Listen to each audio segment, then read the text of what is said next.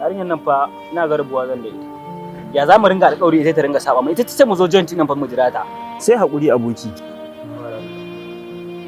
Aboki? Kaga wannan yarinyar da take tohowa? Tun nan nake so in tambaye ta. Ni ko ina take samun kuɗi haka? Kaga yau motar da ta zo da ita daban, ta gobe daban, ta jibi daban. Dan Allah aboki na kai ina ruwa. Ka sani ko mijinta ne yake sai mata, ka sani ko mata aure ce? A'a aboki, kaga fa yarinya ce karama. Kaga ai ya kamata in tambaya in ji dalili.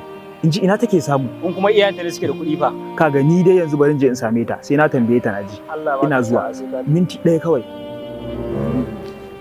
Assalamu alaikum bai Allah. Alaikum salam. Allah in ba za ki damu ba wata ƴar tambaya nake so ni ko ne miki. To, ina jin ka. Kullum in kika zo joints din nan sai in ganki yau in kin zo a wannan motar, gobe a wata mota kike zuwa. Yau ki zo da wannan wayar iPhone 12 kuma naga ke ƴa mace ce. To kuma ya kamata in zo in tambaye ki.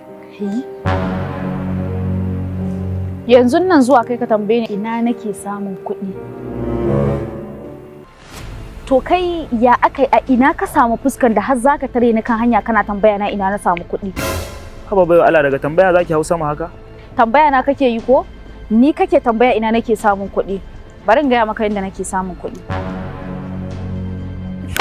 Ni zaka tambaya ka ce min ina nake samun kuɗi saboda ka rena ni, ka kalle ni ka tambaye ni wai ina nake samun kuɗi saboda tsabar ku mutane kun rena mutane.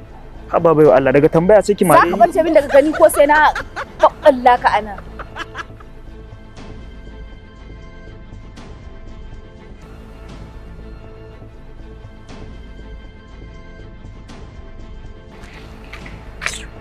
Mutumina ta faɗa ma kuwa? Allah mu je next time kawai mu je.